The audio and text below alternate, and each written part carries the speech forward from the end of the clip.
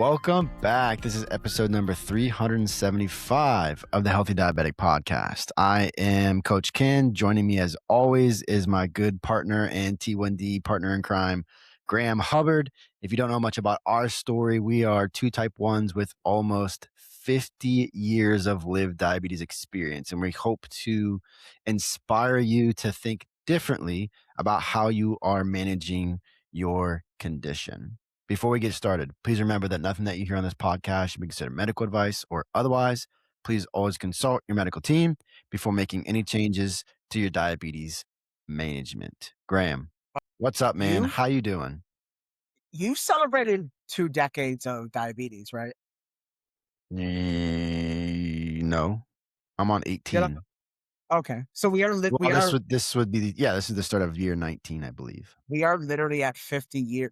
You said, I thought you usually say over 50 years. You said almost 50 years, but I think you're right. We are just on the cusp together of like 49 months, something like that, which is crazy. Yeah, because I was 07, right? So 2020. You were 07, I was 94, and I was 94. So yeah, that's 32 plus 8 plus 18 or 9. 32 plus 18, dude. That's 50 on the crazy. 50 on the dot. Crazy we gotta make this out. Yeah. Huh? Yeah. That's what I thought. I'm working on year 19 because June would have been the start of year 19. Definitely celebrate 20. I remember 20. Like 20 was a big number for whatever reason, man. Like, why? Why was 20 a big number for you? And I don't know. I thought about this recently. I was telling somebody that, bless you, that I was married 11 years. And in my head, I was like, it's never going to sound cool until you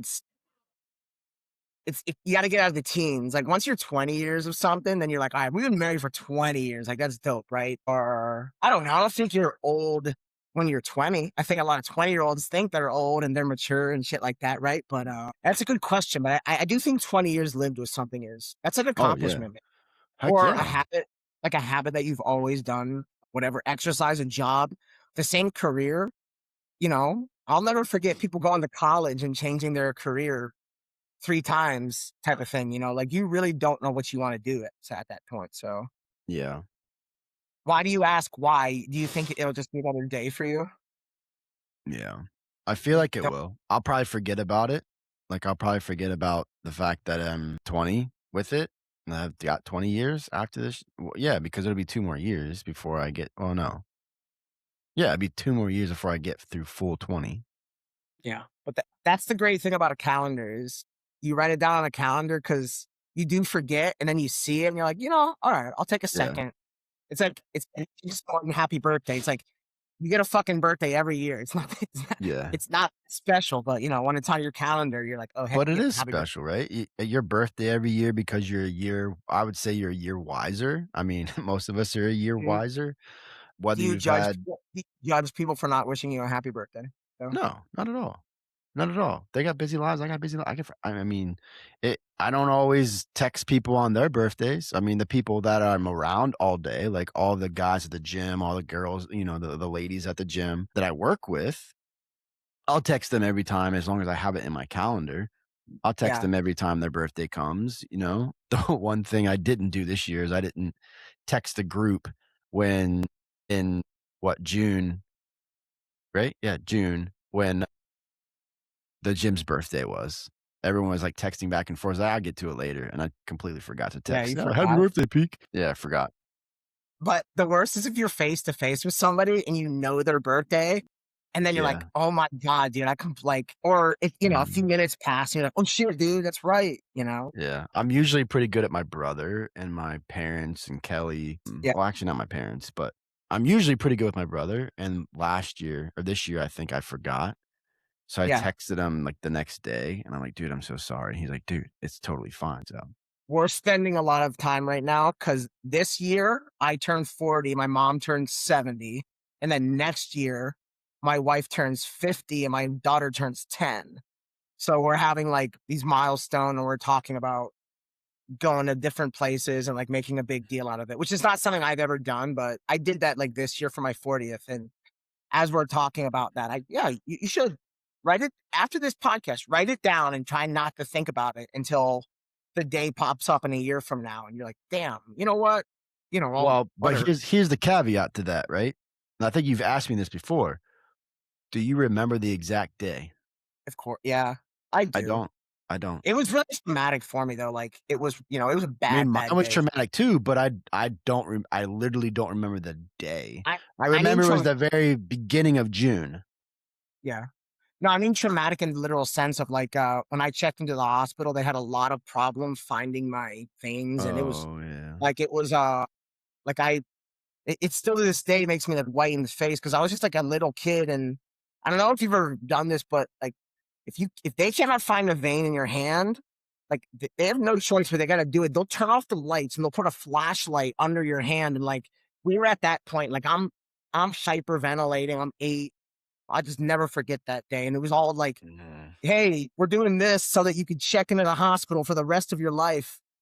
Use more needles and shit, and like they're like, "Yeah, you're here for like a boot camp and training," and I'm like, "What the fuck, dude?" So yeah, mine was a little bit. I mean, in that sense. So yeah, Yeah. I've always at the point. It was also weeks before my birthday, and when you're 9 years old, your birthday matters a lot, So Yeah. yeah, Yeah. All right, let's get into this because I have a question. I'm going to ask you a awesome, question this time. You always ask me a awesome. question and we Hmm. get things rolling. I'm going to ask you a question today to get things rolling. And this goes along with a lot of things that we've heard in the diabetes space, diabetes community, things that are happening, research, all that, Okay. can type 1 diabetes be cured? Not necessarily like I'm not saying like can it be cured right this second because we know we don't have the technology yet. But Hmm. if and when there ever is a cure quotation marks, are we actually curing type 1 diabetes? I think this is a conversation I've seen go around by other medical professionals, people in the health and wellness space, other coaches, people that are living with type 1. It's on like both sides of the spectrum. So I'm curious to hear what you think. Like if we technically don't need to take insulin anymore, have we cured type 1 diabetes? Okay, I love it. A real quick question within a question. Is this coming from somewhere? Did you read something, or is this just something you thought about? Or I've thought about it because I've seen a lot of conversations on social okay, media and in our community about it over the past couple years. okay. And This I mean this seriously. Are you asking because you're curious, or are you asking because you already feel like you have an opinion on it and you've chosen a side? both You're laughing, so I know. Okay, okay, okay, both okay, because and I'll say I'm not gonna give my answer yet, but both because my interpretation has changed mm-hmm, even just in the mm-hmm, last year. okay, okay. I love. All right, all Yeah. right. And I think this will be funny to hear each other because I think mine has a lot, and I think it's evolved a lot, not only because of you, but because of my understanding of something like Alzheimer's, especially Mhm. Alzheimer's. And I'll tell you why, because I have a family member going through it. Here's my answer. And I said this on the show recently, and this took me 30 years of diabetes and a lot of maturity in growing up to realize this. Ken and Graham are never going to get cured of diabetes. It would be, and this is my humble opinion, it is the generations that will follow Ken and Graham, as in there will be a way to, whether it's a vaccine, whether it's something, there will be a way to ensure that it is eliminated from future generations. I say that because of something Ken just said. That was a little bit leading, but you're right. Even if you and I were cured, I don't think we're ever going to be cured of. I think I do believe not only because we are at the initial phases of whether we had a full on pancreatic transplant or one of these stem cell things that are happening, we are such at an early point of it that I do think we Ken and Graham, who could easily live another 40 years each. I think it's really, really difficult. I don't think it's good to have your hopes up. I hate to say that. I don't think it's good to have your hopes up. I say that because I have an uncle, and say he's 75, my aunt is 75. My uncle is taking care of my aunt who is coming down with early Alzheimer's, early dementia. And this dude is like not listening to everybody. It's all his research, holistic, and it is she'll be better in like 2 or 3 years, and then we'll be able to focus. Like he has thought himself into a corner that obviously she's going to be cured from this. She's going to be okay, blah, blah, blah. And like, I can't believe I'm going to say this. I literally said this to my mom privately yesterday, but it doesn't matter because you don't know any of these people. But I said to my mom, I go, Mom, in 5 years, everybody that you're talking about probably won't even be here. Like they're all 75, they're all older. They're all, I don't they've know, man. enjoyed A lot of people are living to 90 right now. people that we're talking about though, they've drank and they smoke and they've had their fun, but they're also getting 75, 80 years out of life. And, my mom looked at me like, that's exactly right. And that's one of the thoughts I've been having about my uncle in Puerto Rico. Is just like, it doesn't matter what you're doing in life. If your brain is somewhere else that's bringing you down or causing you harm. My mom just saw that uncle, showed my wife and I a picture of him. We didn't we see him once, like all the time. He does not look like himself. He looks like he's aged 10 years in the Yeah. last year, convincing himself that, like, his wife's Alzheimer's is going to get better. And I was like, I don't think that's good for you. I don't think that's good for you. And I have begun to learn that lesson. I don't know, with diabetes. So Yeah. that's my answer. That's my answer. That's come out a lot. It sucks to hear it's come out a lot of maturity and growing up, though. And I'm not saying you're immature for not believing it, but that's what I just said, like about my uncles. Like, I'm not doing anything healthy by keeping my hopes up. This is not my personality. It's Mm, just not my personality to be that mm. way. So go Um, wow. Yeah, and I that's a can lot. That's and I can keep going. We can keep talking, but I want to hear your answer, and then we'll keep going. So yeah, that's a lot to take in, right? Because you said a couple things that are very, im I would say, impactful and powerful there. One is even if some type of pancreatic transplant that's better than what we have now, or stem cells, or something that's going to allow you not to have to take synthetic insulin anymore, like your body's producing it in whatever way that is, okay? That is that really an actual cure to type 1 diabetes? And then you have the other aspect that you're talking about, which is the hope piece. And hope helps drives people's decisions. Hope helps keep people sane. Hope helps keep people in a state where they want to take care of themselves. Helps to have that be a very impactful thing in their life when you have hope, especially if you are someone that's listening that you're just having a tough time, not just with diabetes, but with life. Things happen in our lives, and situations are hard to get through and hard to take. And I think that those two things that you mentioned are very impactful and very curious. I would not have thought that you would have gonna say that. Saying that, my perspective, I wanna talk about hope first.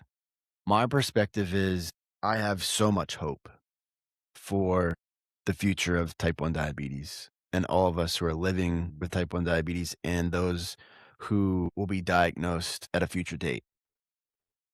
The reason I say that is because of these trials that are going on and the research that's happening right now. I would call it the acceleration of the conversations around a possible whatever, again, quotation mark cure. It's completely different than we've ever had in the history of type 1 diabetes since it was discovered or since we had the creation really of synthetic insulin and had some type of hope. That hope is growing, and I think that's a really positive thing.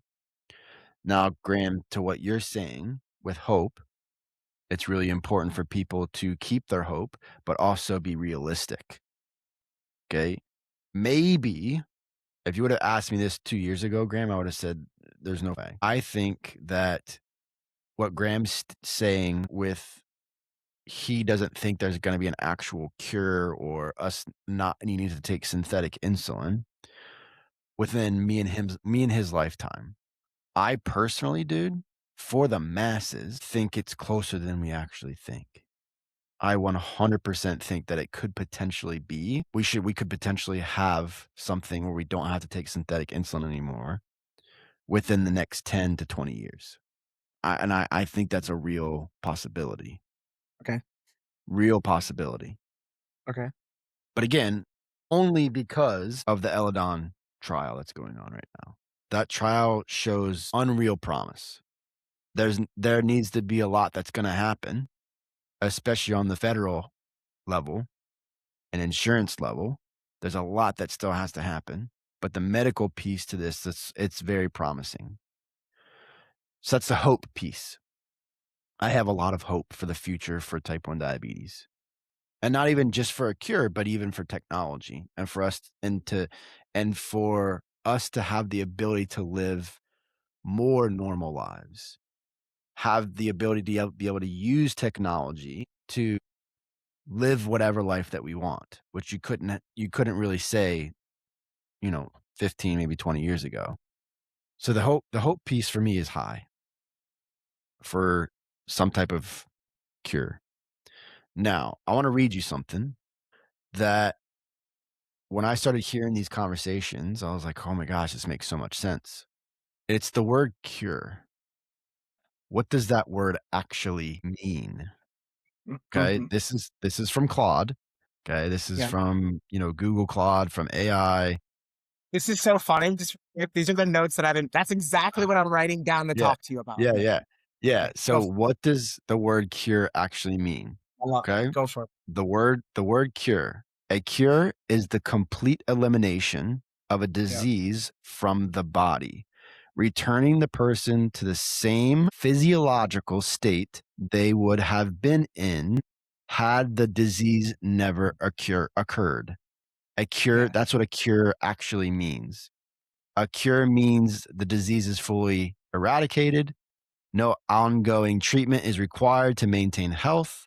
The condition cannot return as a result of the same cause.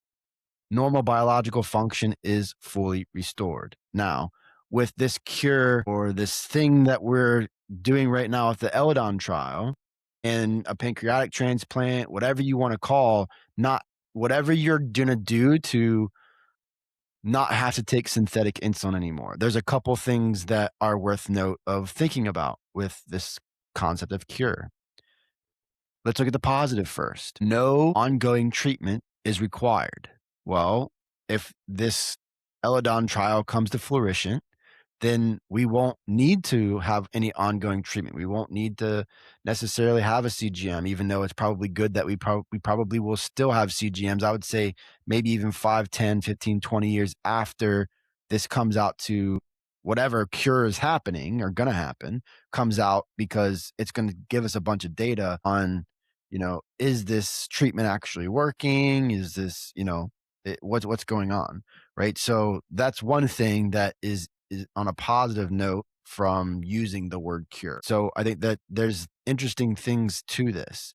The one thing in this definition of a cure that really jumps out to me is that the body returns to the same physiological state they would have been in had they not gotten Yep. type 1 diabetes.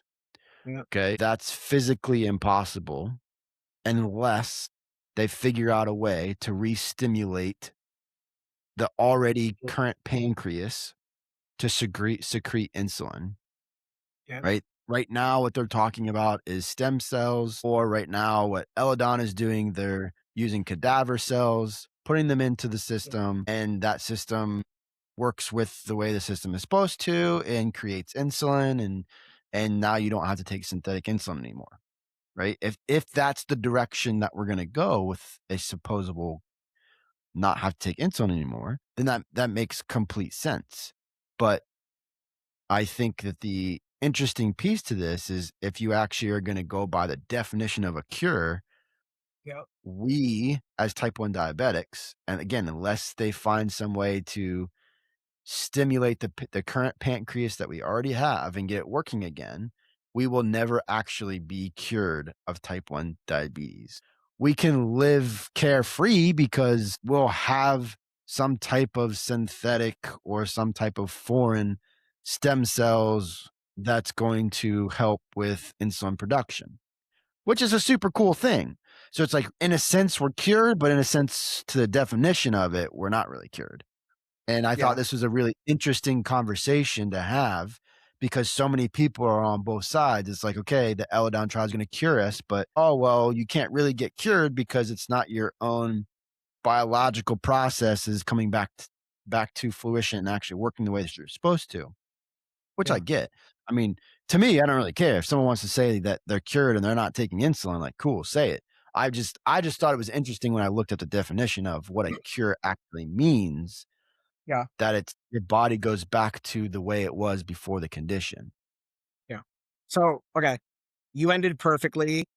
Ken, as we talk, Ken and I, we script nothing, but we'll text each other. And Ken's like, I talk too much. You got to cut me off. So we'll have to have like a 3 to 5 minute, 4 minute timer because at this point I got this many notes. This is the first thing I thought about, and it'll be the last thing I'm thinking because I have to ask you this. And you kind of are saying it, but I want to hear your opinion. I- is are taking pills, is that a cure to something? So like if I was depressed and I'm taking SSRIs and I feel great, am I not depressed anymore? Did you know that? Yes. Or this is a major one. People don't know this. In AA, there is never something called a former alcoholism. You're never a former addict. You are an addict who is not engaging in the thing that is causing you that disease. Does that make sense? Mhm. So you're an alcoholic. And if you decide that, that's what AA is going to tell you. You are an alcoholic for life, though. You are, Yeah. let me say that again. You are an alcoholic for life because of the exact definition of what Ken said a cure was. It was returning to the same state, which is some reverse thing. So only because it's in the news right now. Have you seen The Odyssey? Or you read it? Okay. I hated The I Odyssey, saw the but movie. okay, Did you watch the movie? real quick. I hated it, but I read the book and I loved it. And spoiler alert, it's called The Odyssey because of a guy named Odysseus who goes on a long journey. Essentially, what brings him home is hope, is family, is that thought, like, I will get through this. And it takes him literally 2 decades to get home, but he gets home to reunite with his family and be fucking happy again. And that's the term, an odyssey. People know a Honda Odyssey. It's a journey. Well, to me, my interpretation is exactly what said. It's a journey of hope. So I talk shit about that, but you are right. And it is important. But this is my question to you. If we were living carefree, is that a cure? I mean, like, we don't have to do all the shit that we were doing and we're just taking a pill every day. Like, is that a cure? Well, it depends on how you define cure. If you would have Okay. asked me 3 Stop. months ago, hold on, stop, hold on, pause. Stop. Definition, right? This is my chance. This is my chance. Because Okay. I also ask you this. If I got cured in 10 to 20 years, I've still had diabetes for 50 years, bro. So you're saying, oh, well, if you read it on fucking Claude, you're not returning to the same state. But if I'm 60 years old, I'm like, I'm gonna have the best 20 fucking years of my life, dude. Yeah, man. Even if I'm still going to an endo, even if so I don't give two shits about semantics and definitions, but So I say that you as the would say bigger that it's a cure. overall. You Go would ahead. say that it's a cure, but you would say that if regardless of what Uh, type of cure, what type of thing, research, whatever it is that it is, you're saying that if we don't have to take insulin anymore, you are cured of type 1 diabetes. You're gonna love my answer. This is gonna make Ken's skin crawl. If there's a vaccine to eliminate Oh it, my then it's cured. god. How is that any 100%. how Then is it's that cured. so then do you say the same thing if whatever research happens and you don't have to take insulin, let's just say it's not a vaccine, Yeah. let's just say it is a pill, or let's just say it is a transplant, or whatever they're, stem cells is that Yeah. a cure? You don't have to take insulin anymore. That's a cure. My point is, if the next generations don't even have to think about it at all because they're eliminating it, that to me is a cure. But you're not going to Yes. cure. But you're not eliminating it. That's the other thing to this whole piece. Because people for the rest of Okay, time are still gonna vaccines are get type 1 diabetes. vaccines are perfect. Vaccines are dead. That's what people understand. Those are dead cells of the exact same thing that has No, it's not. It's happened really to the not, person. dude. It's not. Well, Like it is. you can talk about Not, and any here's why I know that. vaccine, but Hold on. but Hold okay, on. go. Here's why I know that. I know that because I don't have a medical doctor in that fucking department. It is not my job to know that. I know and I trust and I Well, see all the people that do I don't know what know you're those things. talking about. I don't know what you mean. If you don't, so life is about research. Evolution is about research. No, it's Science is research is about, wasting no, it's not wasting your, how is it research. wasting your And, time? Graham, I this is where this is everybody, if you listen to the last episode and you heard us ask at the end, is like, do you like our answer. bickering? This is about to be a big bickering session. So this is where we disagree. Okay. Because I am 100% in the thought process, regardless if I believe that something is good for me or not. Okay. I am Mhm. still obligated, for me personally, I am still obligated to do my research. Here's the prime example, right? And we're not gonna talk about vaccines. We both are on the opposite ends of the spectrum of that. We don't know a lot about them. We're not scientists, okay? But here's what we can say. And this is why the research and you doing your own research on anything, an endocrinologist, food, exercise, coaching, like I don't care what it is. If you're going to involve yourself with something, do your research. Okay? There's 3 brands right now. I just did an episode about this, I think 2 episodes ago.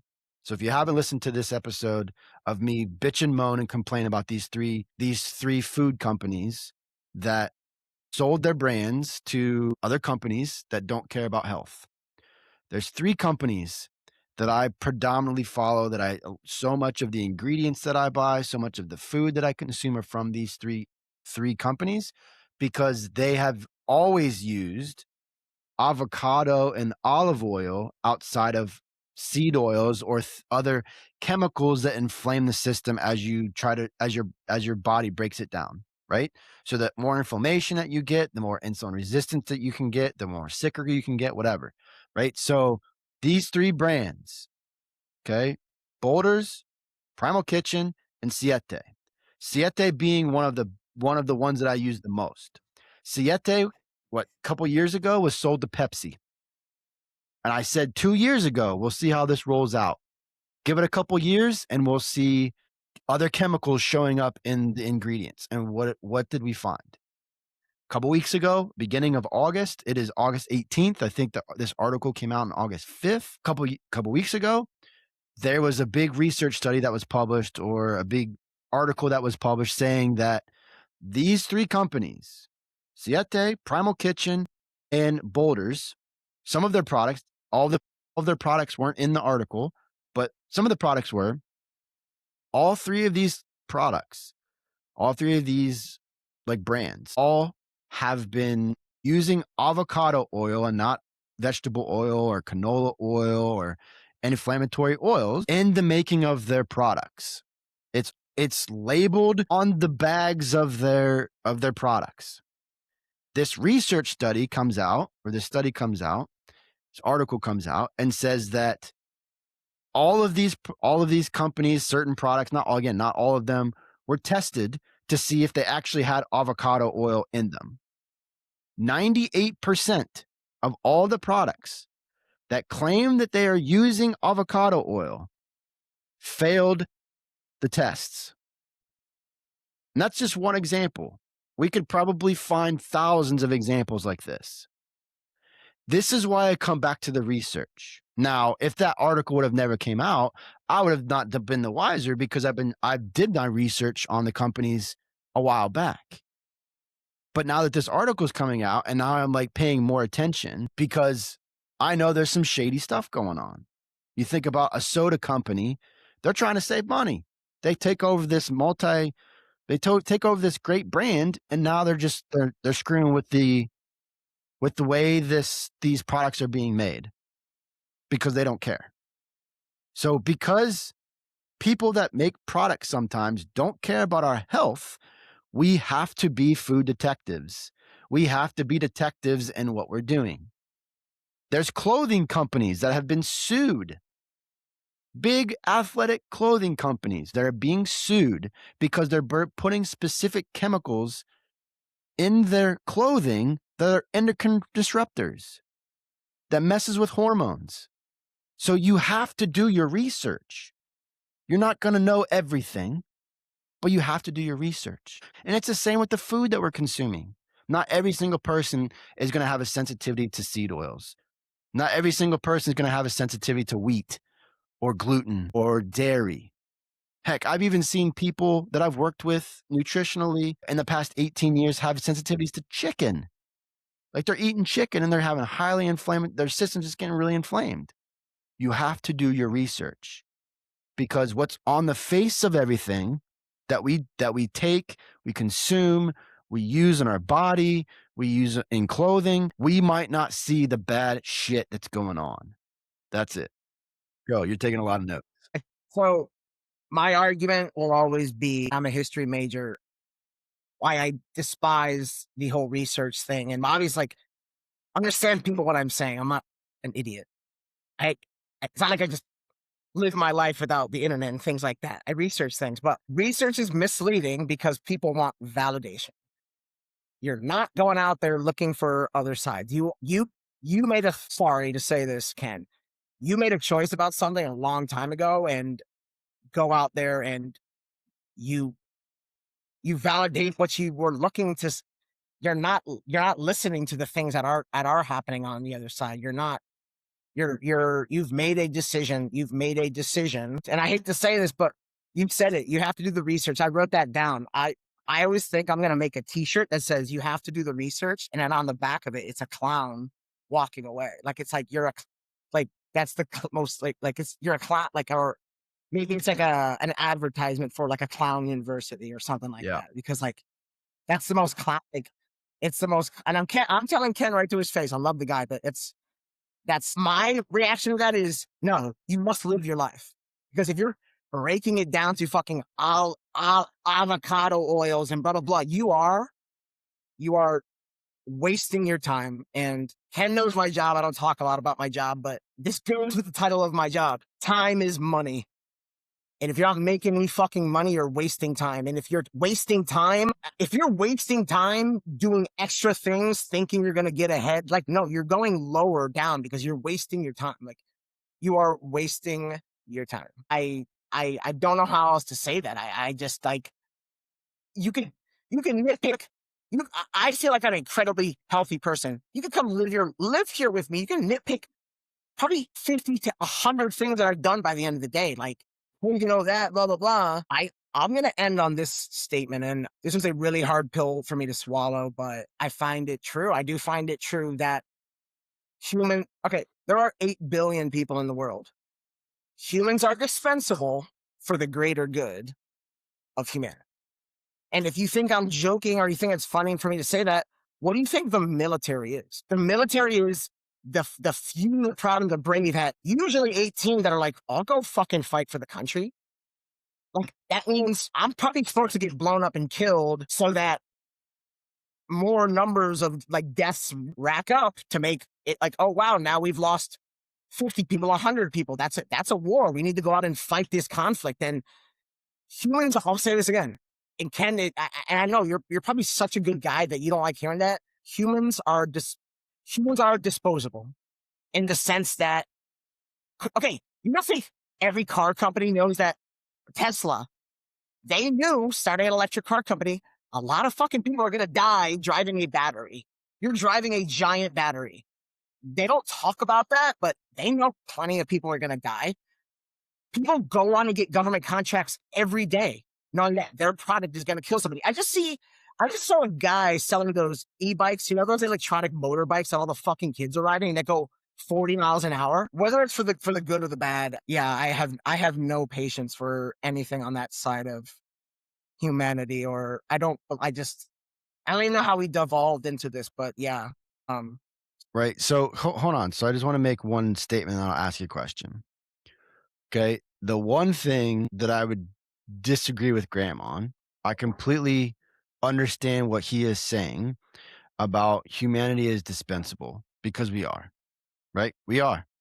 The powers that be, the people that are in control, whatever you want to call it, whatever you want to say, like we're dispensable. And you can see it from the historical viewpoint of what's happened to the food system, what's happened to the government, what's happened to human beings in general, what's happened to medicine, what's happened to people with disease. You can see it. If you trace it back, you can see it. But the one thing that I would disagree with Graham on is that we can't make the same distinction between corporations that don't have our best interests at heart, governmental officials that might not have our best interest at heart, military who we don't even know.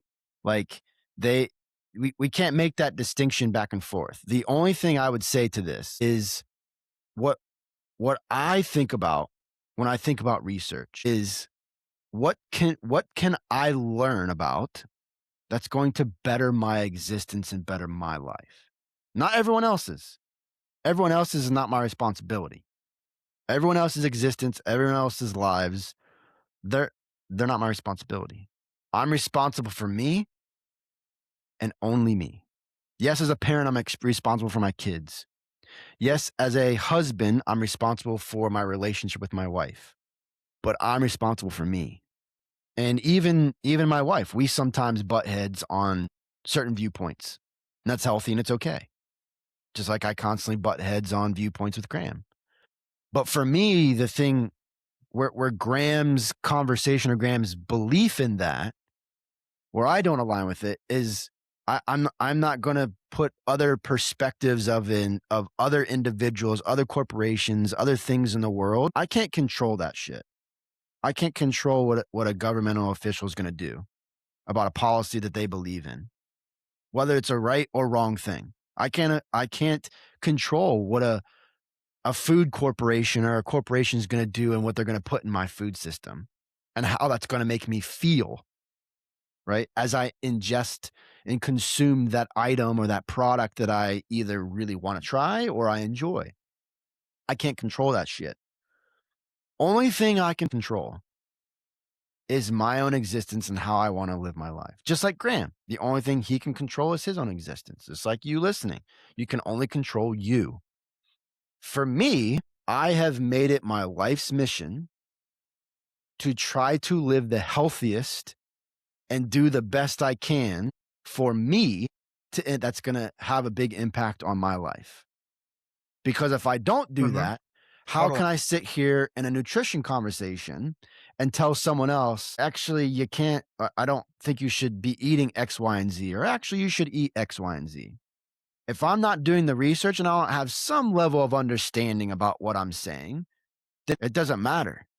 But the difference is all the things I say about diabetes, about nutrition, about exercise, I've either experienced myself or I've done pretty significant reading, research on that specific topic. I'm not going to be an expert.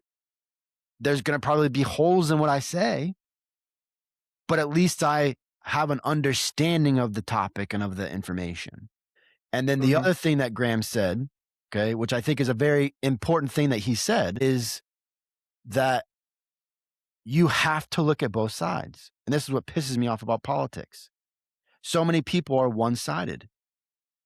During the last presidential election, I looked at both sides because I was generally curious. I was curious. I wanted to know what both sides had to offer. And if I didn't do that, then I would be a hypocrite.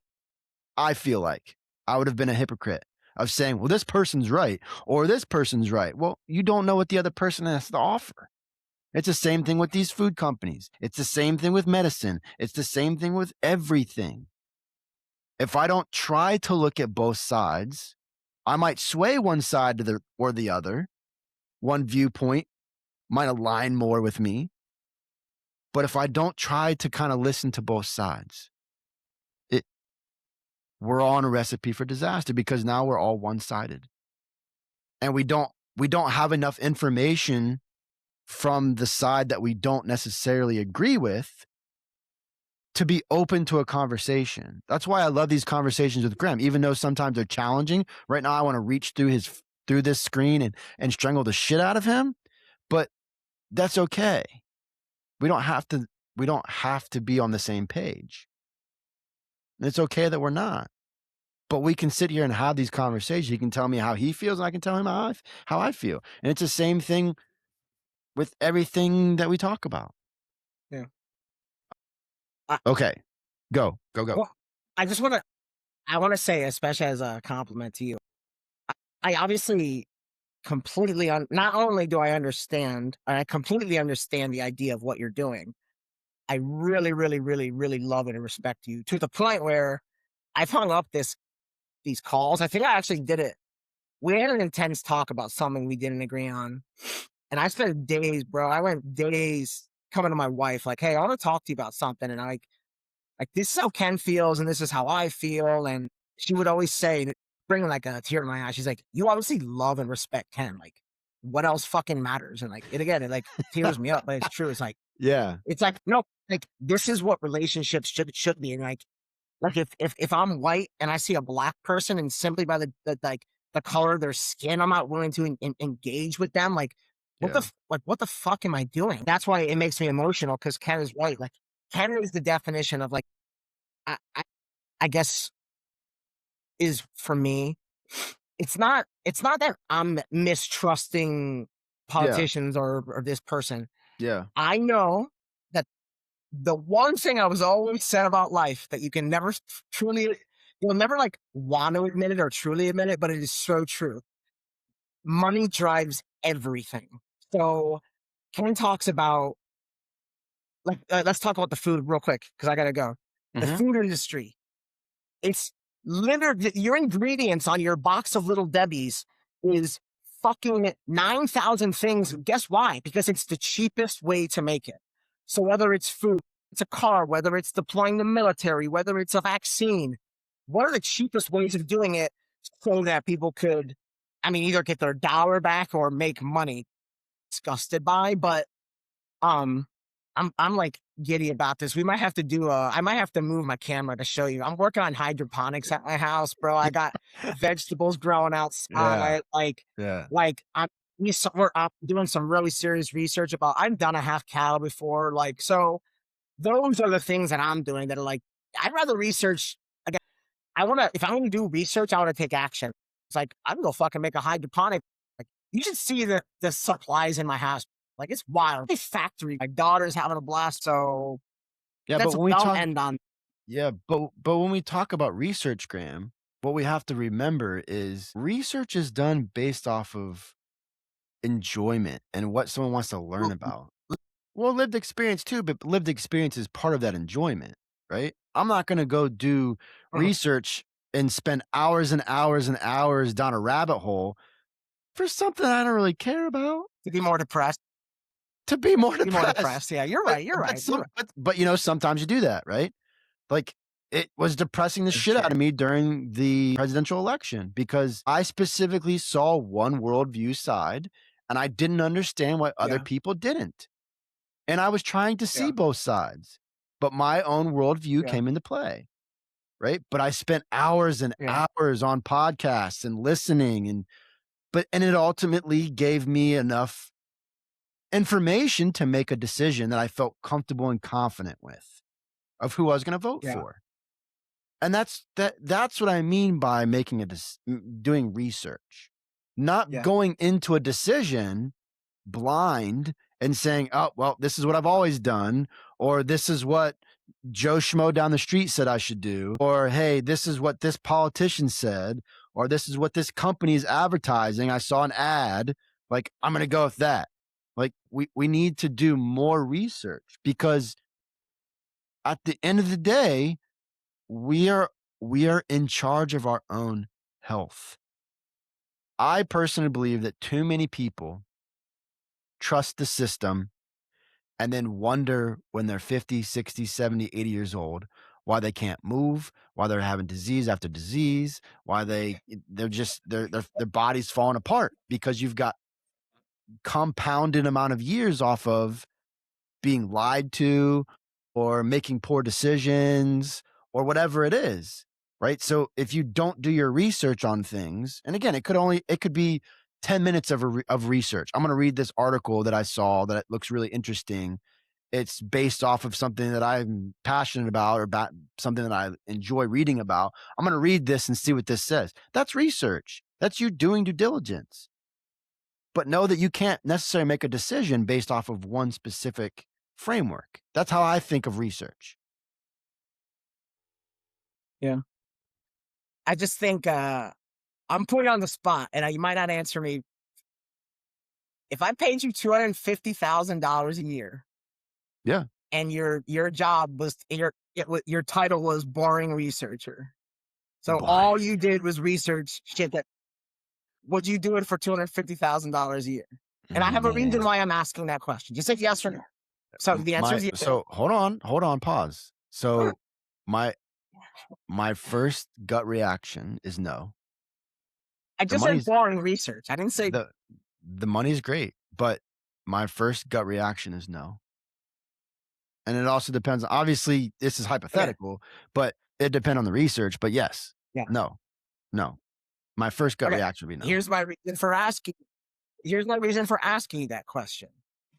If I was paying you $250 to do research after year, wouldn't you come to me and wouldn't I come to you and be like, hey, you're the research guy, really knows everything about everything because you make a lot of money and it's your career and you're dedicated to it, right? There's boring research though. Shit that people don't want to listen to. Listen, why wouldn't I talk to a doctor, a fucking killing who has researched that shit their entire life? I don't need to waste my time researching. Because Graham, go. Finish your thought. You have to go. Listen, this is what I love about you. I genuinely think you're being honest, but I think anybody in their right mind would be like, you're an idiot. Who the fuck wouldn't do that? I would do anything for $250,000. No, you wouldn't. I would do it. I don't care. No.